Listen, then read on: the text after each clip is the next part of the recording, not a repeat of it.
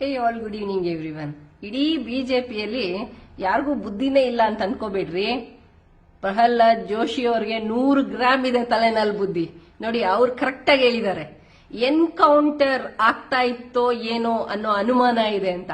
ಅಂದ್ರೆ ಆ ಪ್ರಾಸ್ಟಿಟ್ಯೂಟ್ ಅನ್ನೋ ಪದ ಭಾರತದಲ್ಲಿ ಒಬ್ಬ ಮಹಿಳೆಗೆ, ಹಿಂದೂ ಸಂಸ್ಕೃತಿಯಲ್ಲಿ ಹುಟ್ಟಿರುವಂತಹ ಒಬ್ಬ ಮಹಿಳೆಗೆ, ಒಬ್ಬ ಸಚಿವೆಗೆ ಈ ಮಾತನ್ನ ಹೇಳಿದಾನೆ ಒಬ್ಬ ವ್ಯಕ್ತಿ ಅಂದ್ರೆ ಆ ಮಾತ್ರ ಭಯ ಬೇಕ್ರಿ.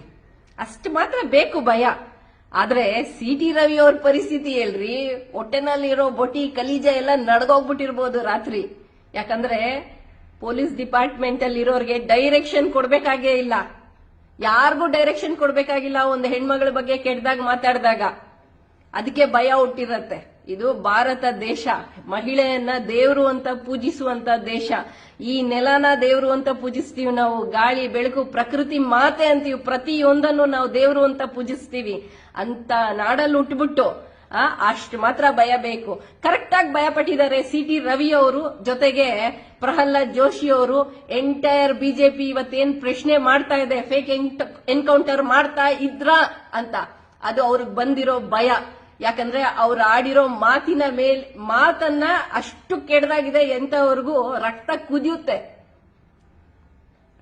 ಕುದಿಯುತ್ತೆ ರೀ. ಏನೇ ಇರ್ಲಿ, ಇವತ್ತು ಅವರು ಕ್ಷೇಮವಾಗಿದ್ದಾರೆ ಅಂದ್ರೆ ಅವರ ಧರ್ಮಪತ್ನಿ ನಿತ್ಯ ಸುಮಂಗಳಿ ಇದಾರಲ್ಲ, ನಮ್ಮ ಸಿ.ಟಿ. ರವಿ ಅವರ ಧರ್ಮಪತ್ನಿ ಹಾಗೂ ಅವರ ತಾಯಿ, ಅವರ ಸಹೋದರಿಯರು ನಿತ್ಯ ಸುಮಂಗಳಿಯರ ಪ್ರಾರ್ಥನೆಯಿಂದ ಇವತ್ತು ಅವ್ರ ಜೀವದಲ್ಲಿದಾರ್ರಿ. ಅಥವಾ ಅವ್ರು ಇವತ್ತು ಆರಾಮಾಗಿ ಓಡಾಡ್ಕೊಂಡಿದಾರ್ರಿ. ಇಲ್ಲ ಹೆದ್ರೆ ಸತ್ತೋಗ್ಬಿಡ್ತಾ ಇದ್ರು ಅವ್ರು ಅಂದಿರೋ ಮಾತಿಗೆ. ಅಂತ ಮಾತನ್ನ ಪ್ರಯೋಗ ಮಾಡಿದ್ದಾರೆ.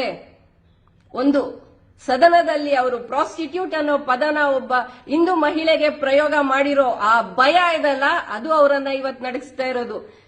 ಮೀಡಿಯಾದವ್ರೆ ಇಷ್ಟೇ ರೀ ಉತ್ತರ. ಅವ್ರು ಮಾಡಿರೋ ತಪ್ಪಿಗೆ ಅವ್ರು ಫುಲ್ ಎದುರ್ಕೊಂಡು ನಡಕ್ತಾ ಇದಾರೆ. ಅದೇನ್ರಿ ಎಲ್ಲರ ಹತ್ರ ಹೋಗಿ ಮೈಕ್ ಹಿಡಿದು ಕೇಳ್ತೀರಾ, ಮಾಡ್ಬಿಡ್ತಾ ಇದ್ರಾ ಅಂತ. ನಿಮಗೆ ಅಷ್ಟು ಕೋಪ ಬಂದಿರ್ಬೋದು. ಏನೇ ಇರ್ಲಿ, ನೀವು ಪ್ರಚಾರಕ್ಕೋಸ್ಕರ ಏನೋ ಮಾಡ್ತಾ ಇರ್ತೀರಾ, ಅದೆಲ್ಲ ಇರ್ಲಿ. ಸ್ನೇಹಿತರೆ, ನಿಮಗೆ ಹೌದು ಅನ್ಸಿದ್ರೆ ಲೈಕ್ ಮಾಡಿ, ಶೇರ್ ಮಾಡಿ, ಕಮೆಂಟ್ ಮಾಡಿ.